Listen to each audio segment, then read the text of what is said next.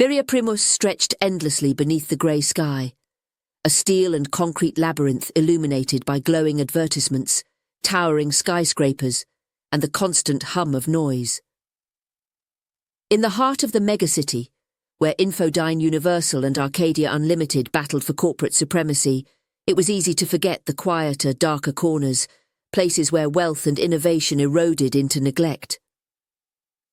Culture Cop Verus moved through these lower districts like a shadow, unnoticed but undeniable.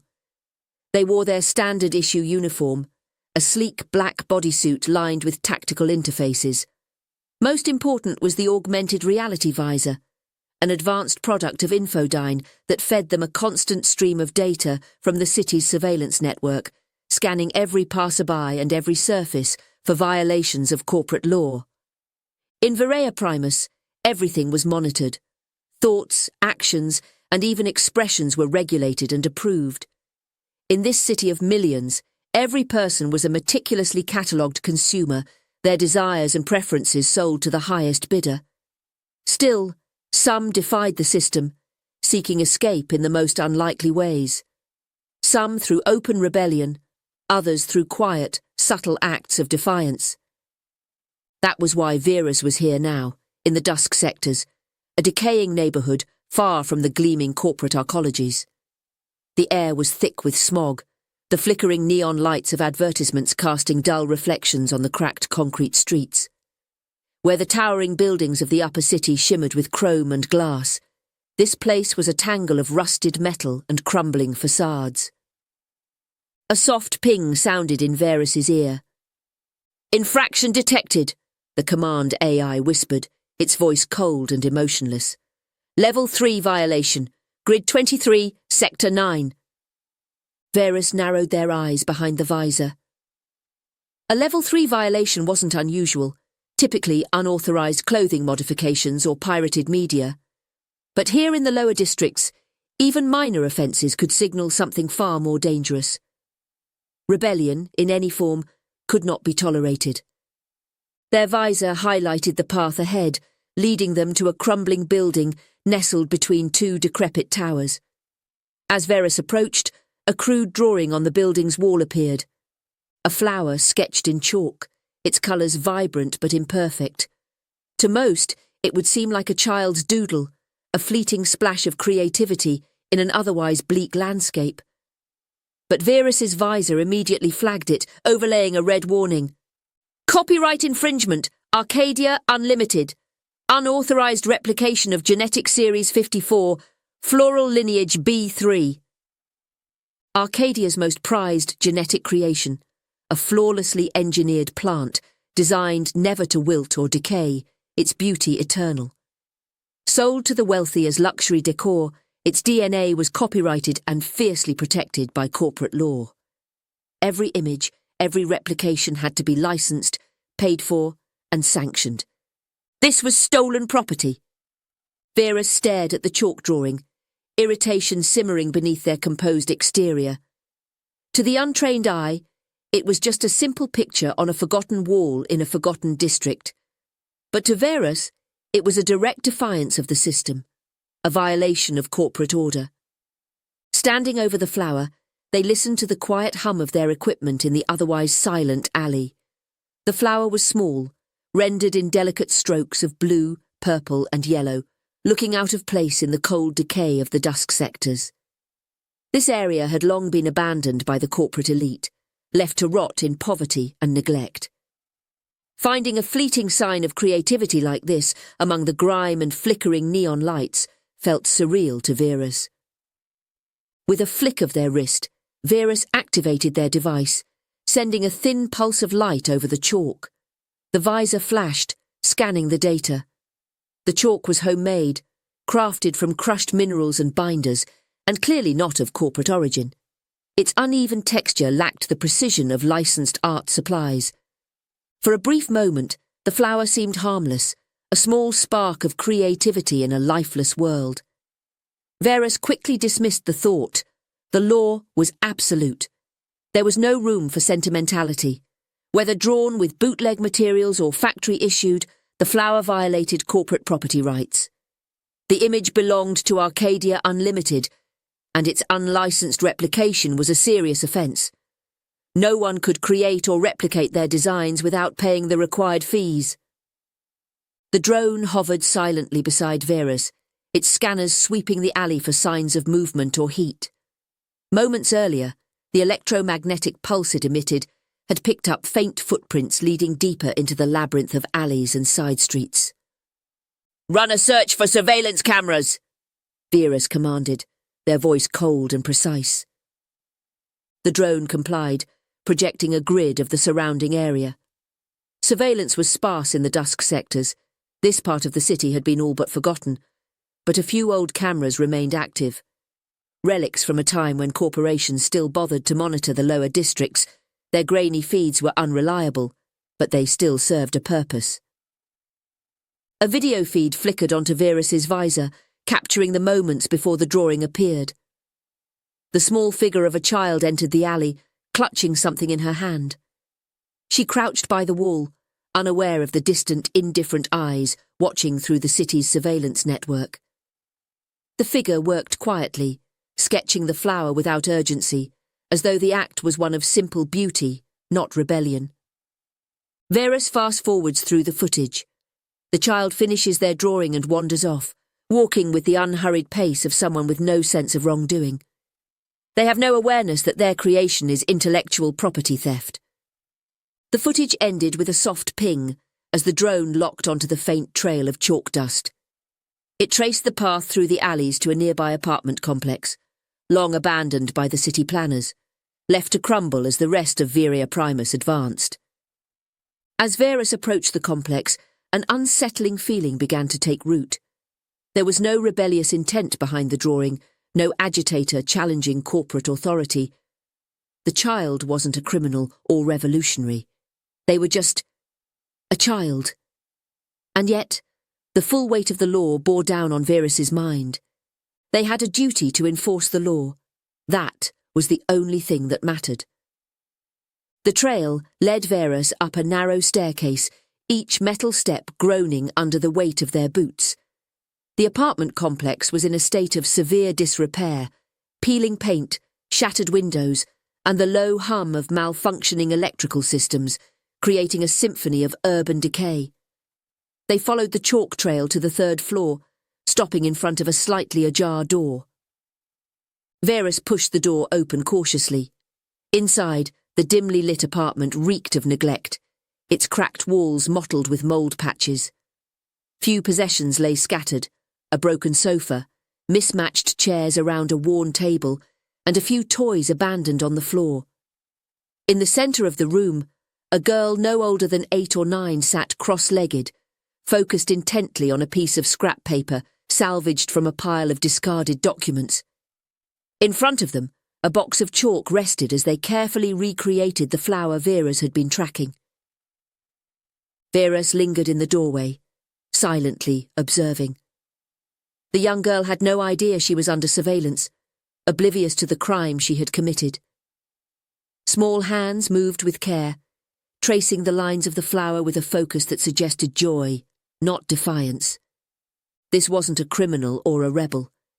This was just a child, unaware that their innocent act of creation had crossed a line they couldn't possibly understand.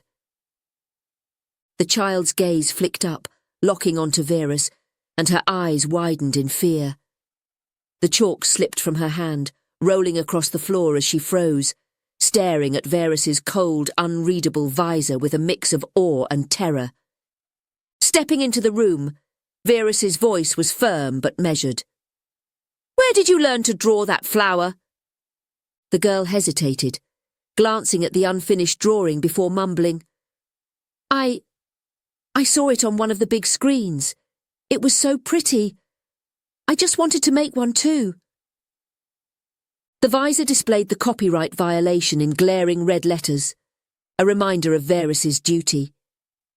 Yet their gaze lingered on the young girl, who sat small and frightened on the floor. All she had seen was something beautiful, and she wanted to recreate it. But beauty didn't change the facts. The Arcadia flower was intellectual property owned and licensed exclusively by one of the largest corporations on Neoterra. The law was clear. Reproducing copyrighted material without permission was theft of intellectual property, regardless of the innocence behind the act. Verus took a step forward, their shadow looming over the girl. "You can't draw that without permission," they said, voice slightly softer. "It's against the law. It's theft." Confusion clouded the girl's wide eyes. "But I didn't know.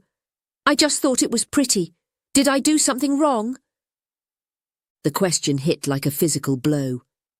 Did I do something wrong? The child didn't even understand what she had done.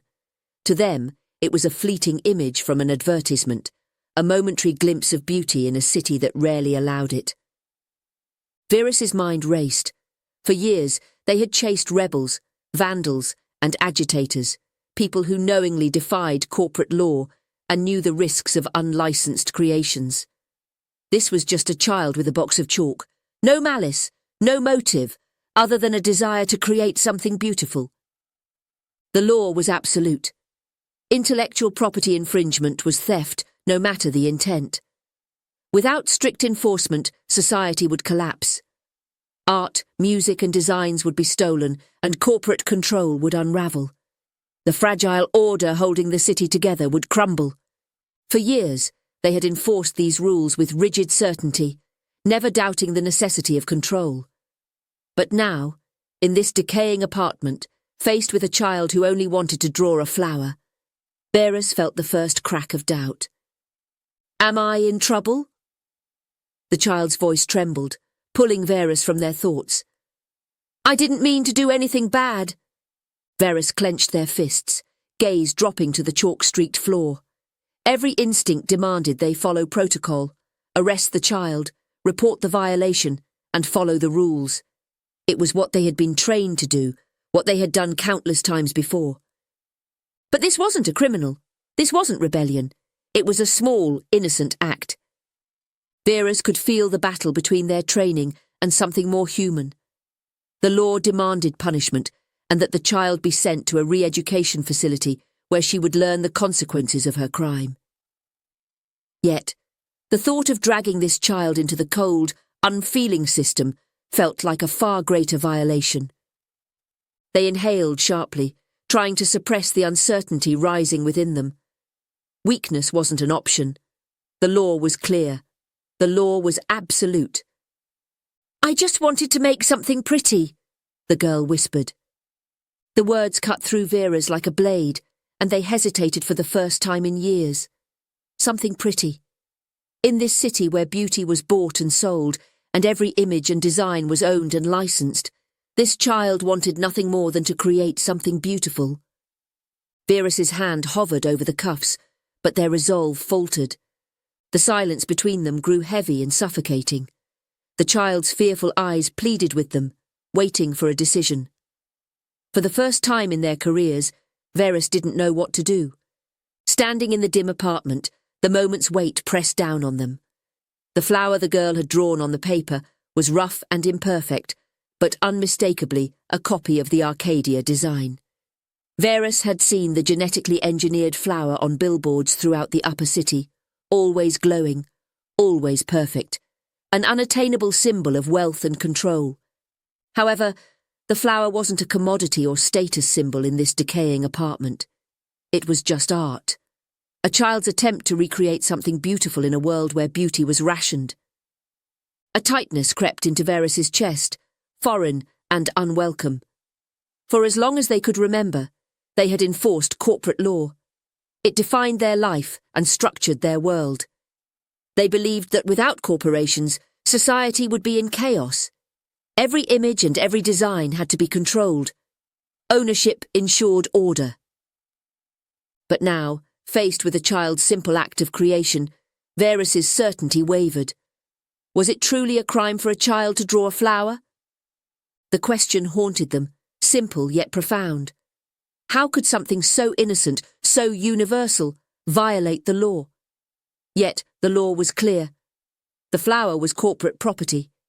Its reproduction, no matter how innocent, was theft. A memory stirred deep within Verus, creeping into their thoughts like a long-buried whisper. Once, they had been like this child, young, curious, and unaware of the rules governing every breath. They had grown up in a similar apartment on the city's outskirts, where their parents worked long hours for meagre pay. It had been a grey, lonely childhood, much like the world they now patrolled. And like most children, Verus had once loved to draw. They had been captivated by the holographic billboards that lit up the sky, displaying perfect, unattainable images of lives that seemed worlds away. Verus would stand beneath them, mesmerised by the vibrant colours, the sweeping shapes, and the beauty that felt so distant from the dull routine of their own existence. One day, when they were about the same age as this child, Verus decided to copy one of those images. A colourful bird soaring against a brilliant blue sky. They had spent hours carefully sketching it on the back of a discarded piece of paper, using a broken pencil they'd found in the street. Pride filled them as they held the drawing up to the light, imagining momentarily that the bright bird might take flight off the page. But that pride quickly turned to fear when their father found the drawing. "Where did you get this?" he had asked, his voice tight with panic. "I drew it," Verus had replied, confused. "I saw it on the screen." Their father's hands had trembled as he ripped the paper from Verus's grasp, crumpling it with a grim urgency. "You can't do that. You can't just copy things you see up there. Don't you understand? That's illegal." Verus hadn't known, hadn't understood the weight of their mistake. They were too young to grasp why something that had brought them joy could inspire such fear. But their father's terror had seared itself into their memory. The message was clear. Creativity wasn't free. It didn't belong to them. It belonged to the corporations. From that day forward, Verus never drew again. They had learned the lesson that so many in Virea Primus learned early. Beauty wasn't theirs to make. It was bought, sold, and owned by those with the power to control it. And that was how it had always been. Now, standing over the child, this small, confused girl who had no idea she was breaking the law, Verus couldn't shake the feeling that something was deeply wrong. The girl wasn't trying to rebel. She wasn't challenging the system. She only wanted to draw a flower and create something beautiful in a world that rarely allows beauty. Verus glanced down at their hands, the cuffs cold and heavy on their belts. They had arrested countless people for intellectual property violations, unlicensed creations, and deliberate malicious acts. Each time, they had done it without hesitation or remorse. It was their duty. But could they really arrest this child? Could they drag her into the system, where she would be processed, punished, and re-educated for something as innocent as drawing a flower? Yet, Verus knew the consequences if they didn't. Failure to enforce the law was an act of insubordination, punishable in its own right. They had seen what happened to Cultura Cops Tim, who showed mercy, hesitated, and allowed personal feelings to cloud their judgment. Those officers either disappeared or were re-educated, stripped of their rank and identity. The law was absolute. The law was clear. The sound of footsteps interrupted Verus's spiralling thoughts. They turned swiftly, hands instinctively moving toward their weapon, but relaxed when they saw who had entered the room. An elderly woman stood in the doorway, her face pale and drawn with fear. Her eyes darted between Verus and the child, panic etched into her features. "Please," she whispered, stepping forward with her hands raised in desperation. "Please don't hurt her. She didn't mean any harm." Verus straightened, their expression hidden behind the visor. "The child has violated corporate law," they said, their voice cold and mechanical, though something inside them twisted painfully at the sight of the woman's despair. "The flower is copyrighted. Its unlicensed use is a crime." Tears welled up in the woman's eyes. "She didn't know. She saw it on the screens. She's just a child. Please. She didn't know it was illegal. She's all I have." Verus felt their grip on the situation slipping. They had been trained for years to be a culture cop, TM, enforcing the law with unflinching precision. But they had never been trained for this, never prepared for the desperation in the woman's voice, the innocence in the child's eyes, the memories of their own lost childhood rising unbidden. The woman dropped to her knees, clutching Verus's arm with shaking hands. "Please, you don't have to do this. She's not a criminal. She didn't mean to steal anything." Verus looked down at the woman, then at the child, who still held the chalk tightly in her small hands.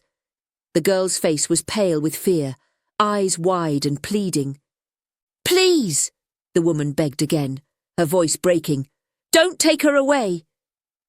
Verus's mind raced. They knew the law.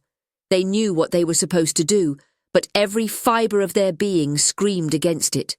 Still, they knew what would happen if they let the child go. If they didn't report the violation, they could be terminated, re-educated, or worse. The system didn't allow for exceptions. There was no room for compassion. The law was clear. The law was absolute. The air in the room grew thick and heavy with the weight of Verus's decision. The drone hovered silently, waiting for orders. The woman knelt on the floor, her hands still gripping Verus's arm, eyes filled with silent pleading. The child remained frozen on the floor, unaware of how close she was to losing everything. Verus took a deep breath, trying to steady the storm of emotions churning inside. They had always believed in the law, and that order was more important than individual feelings. They looked down at the child again, and for a brief moment, something in their chest ached. The girl's wide, innocent eyes were full of confusion. She didn't understand what she had done. To her, it was just a flower, a fleeting piece of joy in a world where joy was scarce. Verus's hand trembled as they reached for the cuffs. "I'm sorry," they whispered, not knowing whether they were speaking to the child or to themselves. The cuffs clicked open with a cold, metallic sound. The child's eyes widened in terror as Verus moved toward her, their steps deliberate but reluctant. The woman sobbed quietly, shaking her head in disbelief, but she didn't move to stop them. The child didn't resist. She didn't understand. Verus gently took the girl's wrist and fastened the cuffs around it. The cold metal looked painfully out of place on her small, delicate hands. "Why?" the child whispered, her voice barely audible. "Why am I in trouble?" Verus couldn't answer. They couldn't find the words. The girl looked up, her eyes brimming with confusion and fear. I just wanted to draw something pretty." Something broke inside Verus. "I know," they said softly, their voice hollow. "I know." The woman collapsed, sobbing uncontrollably, as Verus led the child toward the door. The chalk is now placed in an evidence bag. Verus didn't look back. They couldn't. The arrest was over. Verus walked through the sterile corridors of the Kultur Enforcement Center, the sound of their boots echoing off the cold metal walls. The drone floated silently behind, and the child walked ahead, wrists bound in cuffs too large for her small frame. It was a scene Verus had witnessed countless times. They had led dozens down these same halls for crimes like this: unauthorized art, unlicensed creativity, and defiance of corporate law. But the child's wide, confused eyes haunted Verus. Her innocent question played on a loop in their mind. Why am I in trouble? The answer had always been simple. The child had broken the law, the foundation of order in this world. Without intellectual property rights, society would descend into chaos. But now, as Verus walked, that familiar certainty was slipping. Guilt plagued them, an emotion they had suppressed for years.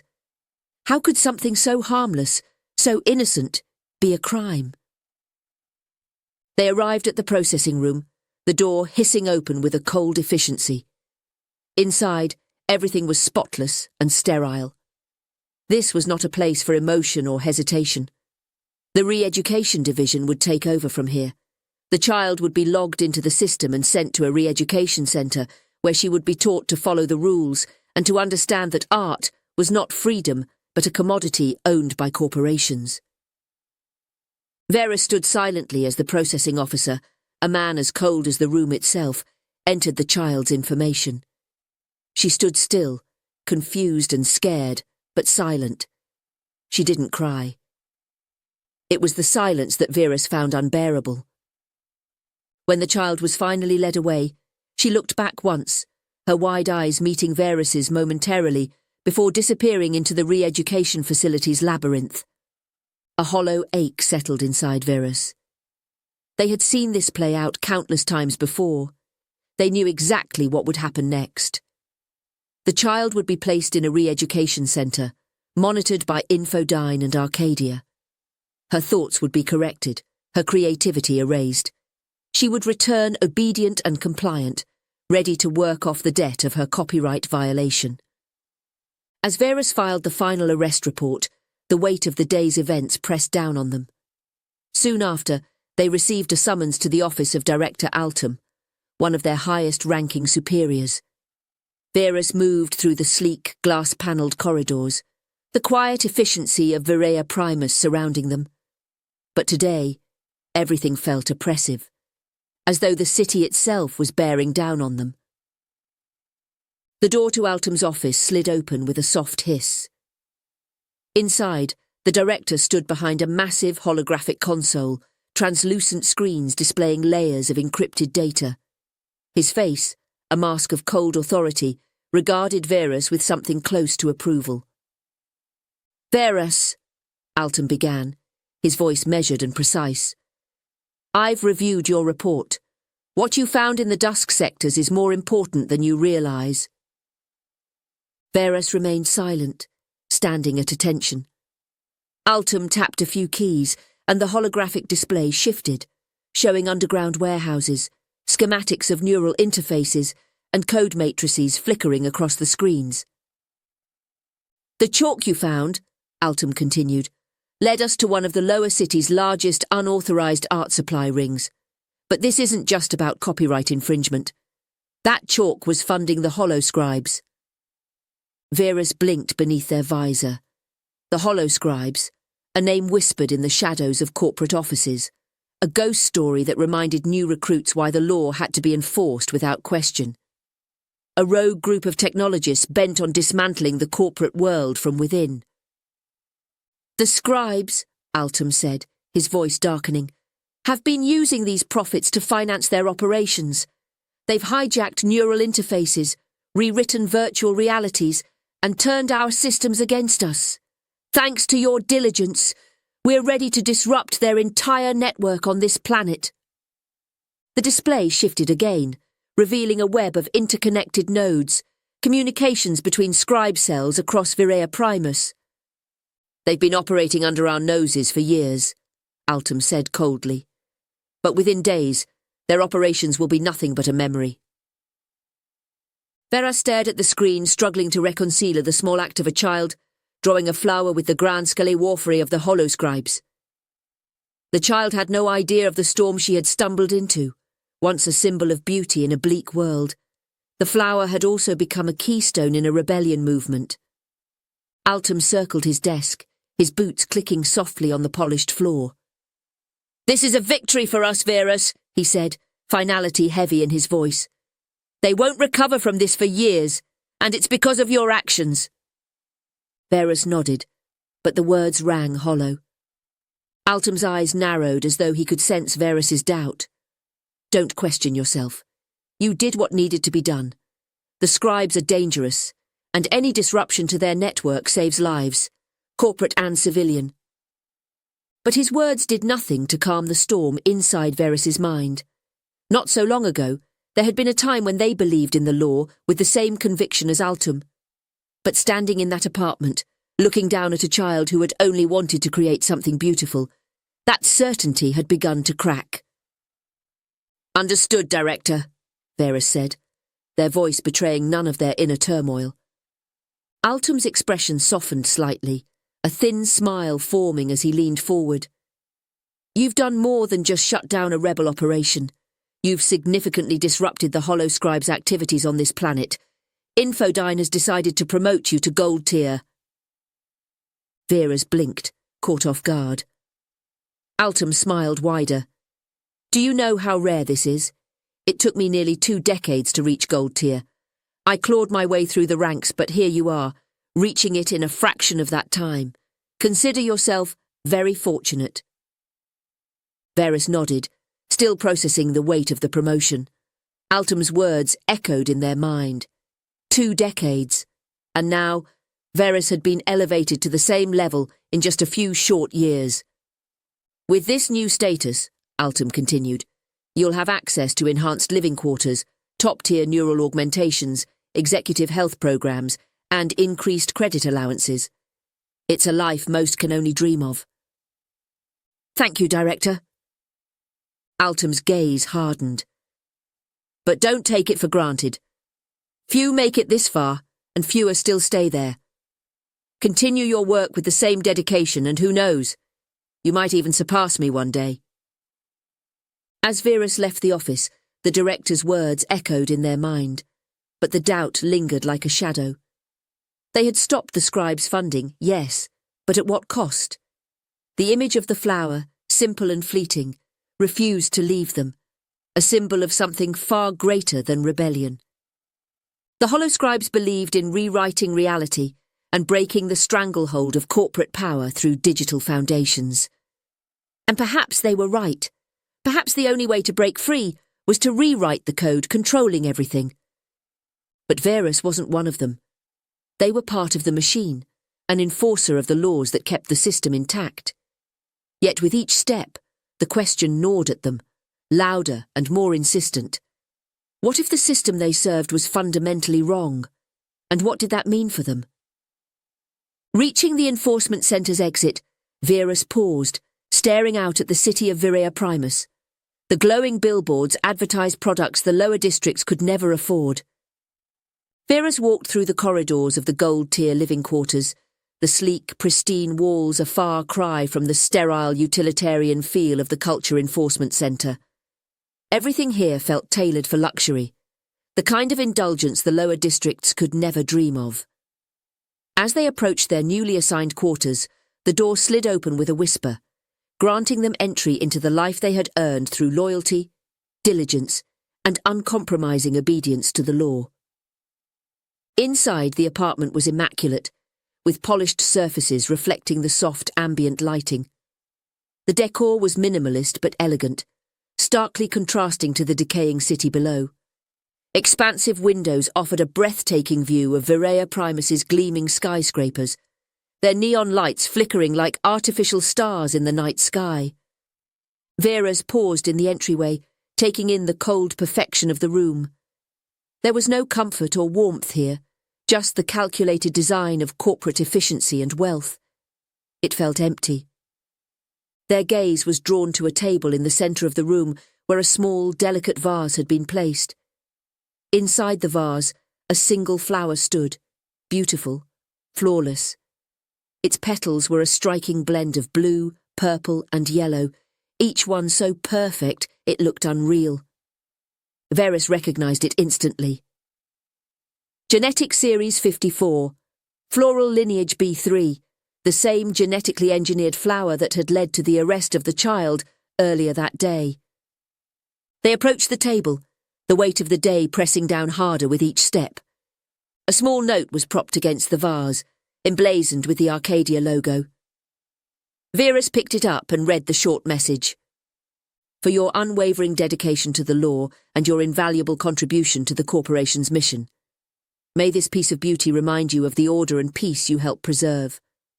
Arcadia Unlimited. Verus stared at the flower, the same symbol of wealth and corporate control, the same image that had inspired the innocent chalk drawing on a crumbling wall in the dusk sectors. What had once been an arrestable offence for a child was now a reward for Verus's loyalty. The flower was flawless, engineered to never decay or wither. A perfect creation, cold and controlled, just like the world Verus enforced. Verus reached out and touched the petals, their fingers brushing against the soft surface. It was beautiful, yes, but there was something about it that felt wrong. Verus pulled their hand back and let the note slip from their fingers. It fluttered to the floor, landing softly beside the vase. The child's voice echoed in Verus's mind. "I just wanted to draw something pretty." For a moment, Vera stood motionless, the hollow ache inside them deepening. This flower, so carefully engineered and protected by corporate law, had been the source of so much pain, so much destruction. Verus moved away from the table and stood by the large window, looking out at the city. The corporate billboards flickered, advertising products that only the wealthiest could afford. Viria Primus gleamed below a machine of control, consumption and power. The law had always been clear and absolute. But now, as Verus stared at the flower, the same flower a child had been punished for simply wanting to recreate, everything felt uncertain. Verus clenched their fists, the echo of the child's voice still ringing in their mind. "I just wanted to make something pretty."